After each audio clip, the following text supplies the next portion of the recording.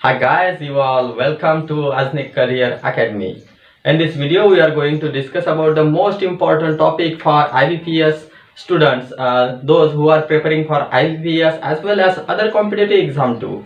So इस video में हम बात करेंगे प्रोनाउन और उसके रूल्स के बारे में।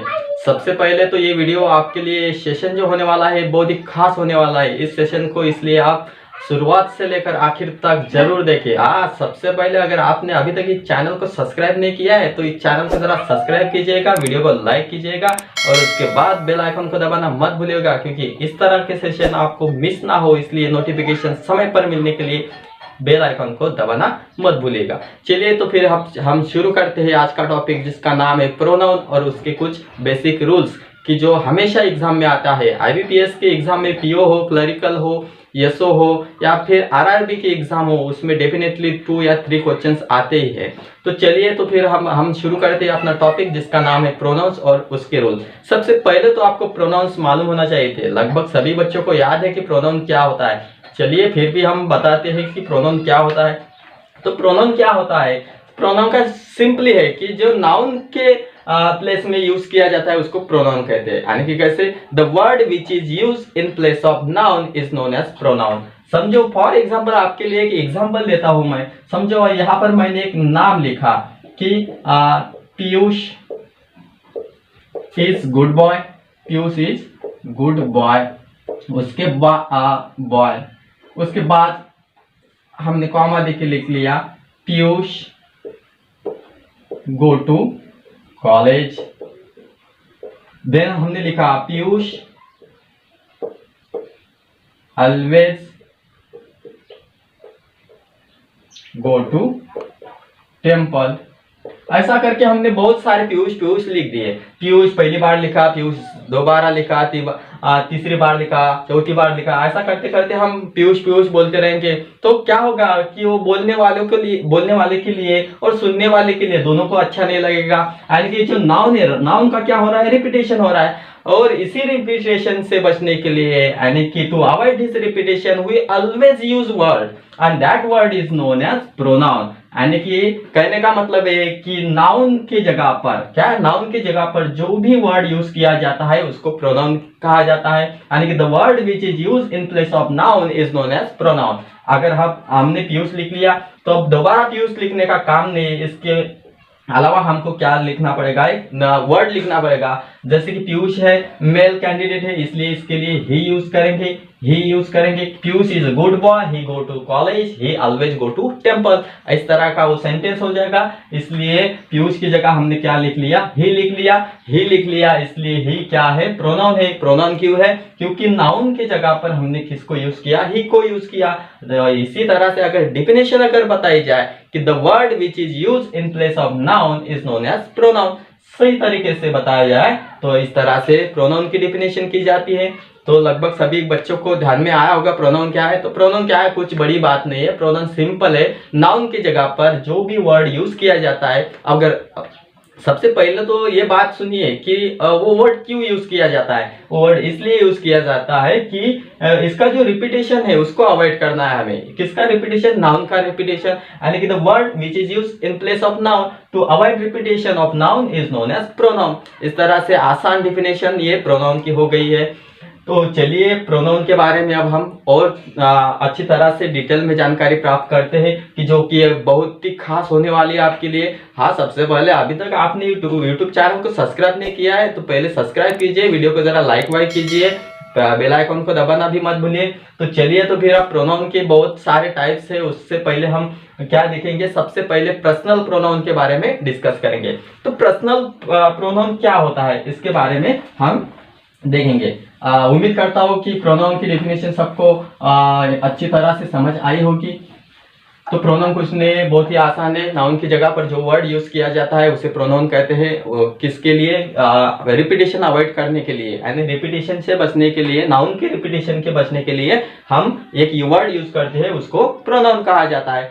अब सबसे महत्वपूर्ण बात यह है कि सबसे पहला जो टाइप है पर्सनल प्रोनाउन। इसके बारे में बहुत सारे स्टूडेंट है कि उनको पर्सनल प्रोनाउन मालूम है कि आदमी को इंडिकेट करने के लिए, यानी कि पर्सन को इंडिकेट करने के लिए जो भी प्रोनाउन यूज किया जाता है उसे पर्सनल प्रोनाउन कहते हैं। अब बहुत ही मजे से बात यह है, यानी कि इंपॉर्टेंट बात यह है कि पर्सनल प्रोनाउन तो सबको मालूम है कि आई पर्सनल प्रोनाउन है, शी है, it, he, it, they, we, ये क्या है, सब पर्सनल प्रोनाउन है। आई खुद के लिए डिनोट करता है, उसके लिए शी, उसके लिए ही, इट, दे, वी, ये सभी क्या है, पर्सनल प्रोनाउन है। ये पर्सनल प्रोनाउन सभी को याद रहते हैं, सभी को मालूम है, लेकिन इसका यूज बहुत महत्वपूर्ण है। यूज कैसे किया जाता है इसको मालूम होना चाहिए हमें कि पर्सनल प्रोनाउन में फर्स्ट पर्सन कौन सा है, सेकंड पर्सन कौन सा है, उसके बारे में थर्ड पर्सन कौन सा है, तो उसी के बारे में अब हम डिस्कस करेंगे। तो देखिए, तो सबसे पहले तो हम फर्स्ट पर्सन के बारे में देखेंगे। इधर लिखते हैं हम पर्सन, इधर उसका लिखेंगे सब्जेक्टिव, फिर लिखेंगे ऑब्जेक्टिव और लास्ट में लिखेंगे पॉजेसिव। तो देखिए, फर्स्ट पर्सन कौन सा होता है, फर्स्ट पर्सन होता है बोलने वाला आदमी, सेकंड पर्सन होता है सुनने वाला आदमी, और थर्ड पर्सन होता है जिस आदमी के बारे में हम बात कर रहे हैं वो आदमी। इस तरह से फर्स्ट, सेकंड एंड थर्ड, इस तरह से पर्सन को डिवाइड किया जाता है। सबसे पहले हम देखेंगे फर्स्ट पर्सन, उसके बाद में देखेंगे सेकंड पर्सन और फिर बाद में देखेंगे third person. First, this is second and this is third. तो फर्स्ट पर्सन होता है बोलने वाला आदमी। अब कौन कौन बोल सकता है, सबसे पहले तो मैं खुद बोल सकता हूँ, यानी कि आई बोलता है, इसलिए आई क्या है, फर्स्ट पर्सन है। उसके बाद कौन बोल सकता है, वी बोल सकता है, यानी कि हम साथ में बोल सकते हैं, इसलिए वी क्या हुआ, फर्स्ट पर्सन हुआ। आई और वी ये क्या है, एज अ सब्जेक्ट यूज किए जाते हैं, इसलिए प्रोनाउन को क्या किया जाता है, सब्जेक्टिव प्रोनाउन कहा जाता है। कि this pronoun are known as subjective pronoun because this pronoun are use as a subject in the sentence. Whereas अगर हम इसको ऑब्जेक्ट में यूज करेंगे, ऑब्जेक्ट जो सेंटेंस का पार्ट रहता है उसमें ऑब्जेक्ट में अगर यूज करेंगे तो क्या होगा, आई के बारे में हम क्या लिखते हैं, मी लिखते हैं। आई का ऑब्जेक्टिव क्या होता है, मी होता है। वी का होता है अस होता है। यानी कि क्या हुआ, सब्जेक्ट में अगर आई यूज किया तो आई आ गया, ऑब्जेक्ट में अगर उसको यूज करेंगे तो मी आएगा, सब्जेक्ट में वी आता है, ऑब्जेक्ट में अस आता है। यानी कि me and us are objective of I and we. Where इसका पोजेशन, पोजेशन यानी कि ओनरशिप, ओनरशिप के बारे में अगर बात करेंगे, खुद की ओनरशिप हो तो क्या करेंगे हम, माय बोलेंगे या फिर माइन बोलेंगे। उसके बाद अस है यानी कि वही है, अपनी खुद अपनी, यानी कि एक से ज्यादा लोग, यानी कि मैं हो, मेरे पास और लोग हैं, उसके बारे में अगर यानी कि वी के बारे में पोजीशन दिया जाए तो क्या होगा, हो जाएगा अवर या फिर आवर्स। इस तरह से हम इसका फर्स्ट पर्सन का, फर्स्ट पर्सन कौन से, तो I and we first person है, उसका subjective form I and we है, objective form me and us है, और position form my, mine, our and ours है। उसके बाद में अगर सेकंड पर्सन, सेकंड पर्सन यानी कि जिसके साथ हम बात कर रहे हैं, जिसके साथ, अब किसके साथ बात करते हैं, जो हमारे साथ होता है उसी के साथ बात करते हैं, उसको क्या डिनोट किया जाता है, यू कहा जाता है। यानी कि यू ही, ये क्या है, सब्जेक्टिव फॉर्म है। इसको एज अ ऑब्जेक्ट यूज किया जाए तो वो भी यू ही आएगा, और उसको पोजीशन दिया जाए तो उसका क्या आएगा, यूअर या फिर यूअर्स आएगा, यू एट यूअर्स आ जाएगा। क्या, यू, यू, यूअर, यूअर्स। क्या तो थर्ड पर्सन, थर्ड पर्सन यानी कि जिसके बारे में हम बात कर रहे हैं, हम दोनों यहाँ पर खड़े हैं, मैं और यू, आई एंड यू यहाँ पर खड़े हो, किसके बारे में बात करेंगे, एक तो उसके बारे में बात करेंगे जो आदमी सामने होगा, कुछ डिस्टेंस अंतर होगा, या फिर औरत के बारे में, कुछ भी हो सकता है, ग्रुप ऑफ पर्सन हो सकते हैं, उसके बारे में बात करेंगे। तो यानी कि थर्ड पर्सन में कौन आएगा, शी आएगी, ही आएगा, इट आएगा, और उसके बारे में दे आ जाएगा। ये क्या है, ये थर्ड पर्सन है। थर्ड पर्सन है जिसके बारे में हम बात करते हैं। अब थर्ड पर्सन के बारे में बात करें तो इसका ये क्या है, सब्जेक्टिव फॉर्म है, एज अ सब्जेक्ट यूज किया जाता है। अगर इसको एज अ ऑब्जेक्ट यूज किया जाए तो उसको ऑब्जेक्टिव फॉर्म, शी का क्या हो जाएगा, हर हो जाएगा, त्यानंतर ही का क्या, हिम हो जाएगा, त्यानंतर इट का क्या, इट्स हो जाएगा, त्यानंतर दे का क्या, देम हो जाएगा। ये क्या है, उसके ऑब्जेक्टिव फॉर्म है। अगर इसके पॉजेसिव फॉर्म अगर देखा जाए तो शी का क्या आ जाएगा, यानी कि हर का क्या आ जाएगा, हर ही आ जाएगा, हिम का क्या आ जाएगा, हिम का हीज आ जाएगा, उसके बारे में इट का इट्स ही आ जाएगा, देम का देयर आ जाएगा। ये क्या है, उसके पोजेशन फॉर्म है। ये चार्ट आपके लिए बहुत ही इंपॉर्टेंट होने वाला है, क्योंकि इसी चार्ट पर आधार पर आपको बहुत सारे क्वेश्चंस मिलेंगे तो क्वेश्चन पेपर में, और आपको इजीली से सॉल्व करने पड़ेंगे। तो एक बार वापस देखिए, क्या है, पर्सन होते हैं, फर्स्ट पर्सन होता है, second person, third person. First person यानी कि बोलने वाला पर्सन होता है। सेकंड पर्सन कौन सा होता है? सेकंड पर्सन होता है कि जिस पर्सन के साथ हम बात कर रहे हैं उसको क्या बोलते हैं? Second person. थर्ड पर्सन होता है जिन पर्सन के बारे में हम बात कर रहे हैं वो होते हैं थर्ड पर्सन। तो फर्स्ट पर्सन में आता है आई, वी, सेकंड में आता है यू, एंड थर्ड में आता है she, it, he and they. ये है थर्ड पर्सन। ये सब्जेक्टिव फॉर्म है, ये उसका ऑब्जेक्टिव फॉर्म है और इसका पॉजेसिव फॉर्म है। इस स्लाइड को आप क्या करिए, इसका स्क्रीनशॉट लीजिए, आपको बहुत ही हेल्पफुल होने वाला है ये, क्योंकि ये फर्दर यूज के लिए बहुत ही इंपॉर्टेंस है। तो मैं साइट में हो जाता हूँ थोड़ा, आप इसका स्क्रीनशॉट लीजिए।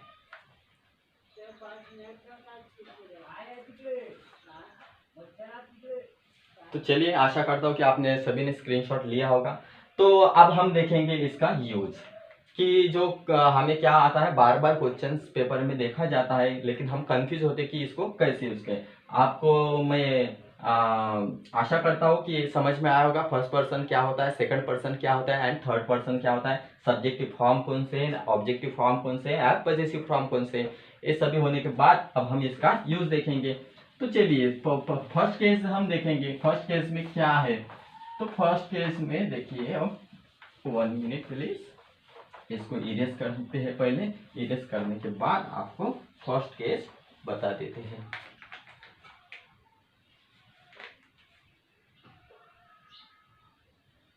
But as than to be form of helping her. Case first.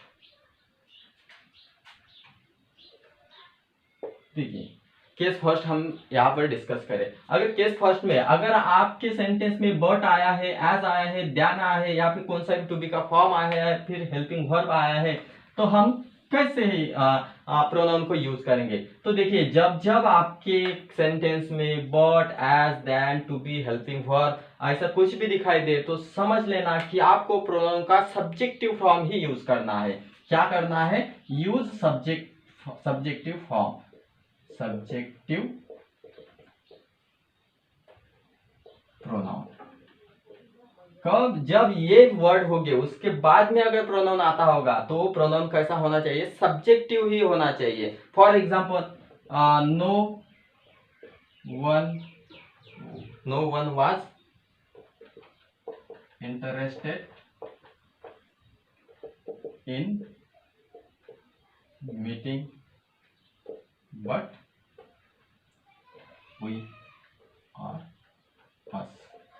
देखिए क्या है, नो वन वाज, ये एक सेंटेंस है। सेंटेंस में क्या है, आपको क्या रहता है, वी दिया हुआ होगा, अस दिया हुआ होगा।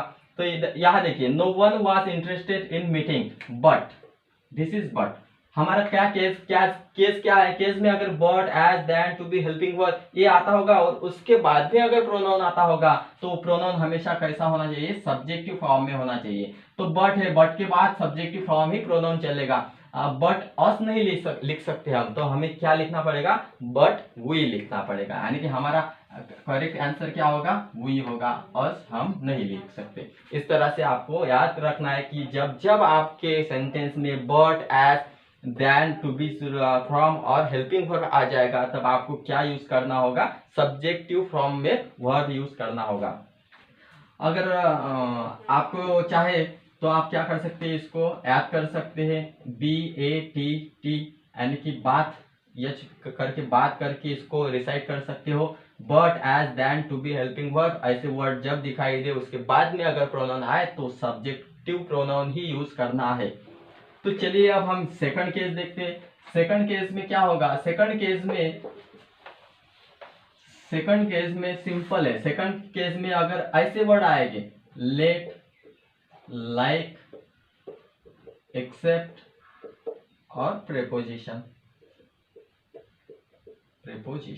अगर सेकंड केस क्या है? First, second, third and fourth, यहाँ देखिए सेकंड केस में क्या लिखा है कि अगर वर्ड लेट आया है, लाइक आया है, एक्सपेक्ट आया है, या फिर प्रेपोजिशन कौन सा आया होगा, इसमें से कौन सा वर्ड आया हो या फिर प्रेपोजिशन आया हो, तो आपका जो प्रोनाउन है, प्रोनाउन आपको सब्जेक्टिव यूज नहीं कर सकते, तो आपको क्या करना पड़ेगा, ऑब्जेक्टिव ही प्रोनाउन यूज करना पड़ेगा। क्या करना पड़ेगा, ऑब्जेक्टिव ही प्रोनाउन यूज करना पड़ेगा। अब ऑब्जेक्टिव प्रोनाउन एक एग्जांपल लेके स्पष्ट कर दे।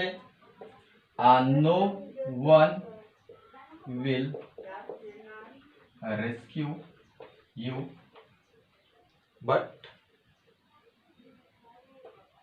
एक्सेप्ट आई और मी।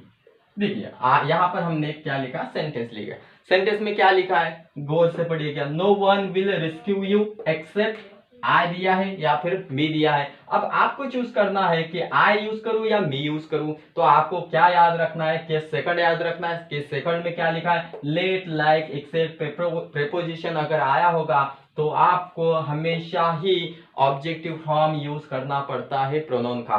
यानी कि आपको मालूम है आई सब्जेक्टिव फॉर्म है, मी क्या है, ऑब्जेक्टिव फॉर्म है, इसलिए आई को हम नहीं लिख सकते, इसलिए आंसर आ जाएगा no one will rescue you except me आ जाएगा।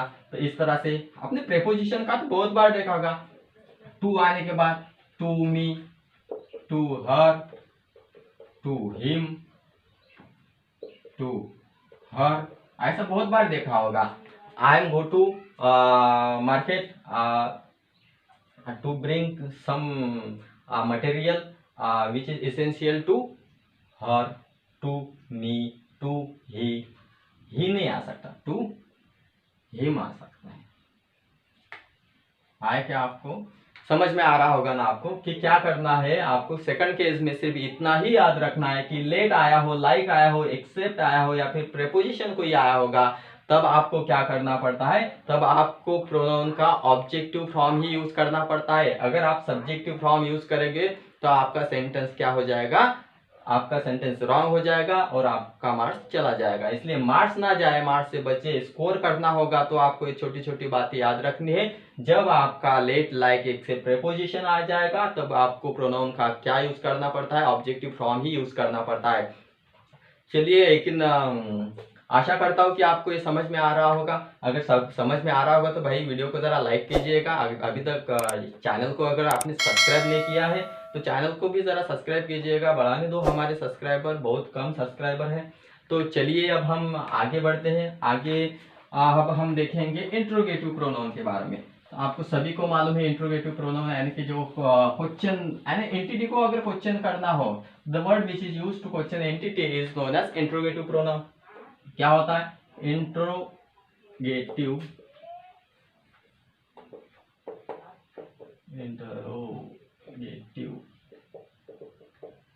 प्रोनाउन। अब इंट्रोगेटिव प्रोनाउन के बारे में सभी को मालूम है क्या क्या इंट्रोगेटिव प्रोनाउन है। सबसे पहले तो हु, whom, whose, ये सेकंड नंबर में आएगा।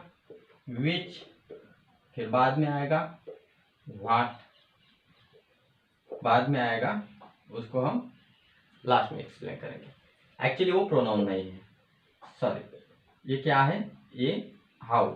हाउ क्या है, प्रोनाउन है। अब हाउ क्यों प्रोनाउन नहीं है, क्योंकि हाउ इज हाउ, ये जो वर्ड है ये एक्चुअली कंडीशन को डिनोट करता है। समझो, हमने क्वेश्चन पूछा कि हाउ आर यू, क्या पूछा, how are you, how are you, ये क्वेश्चन पूछा। अगर हम इसको प्रोनाउन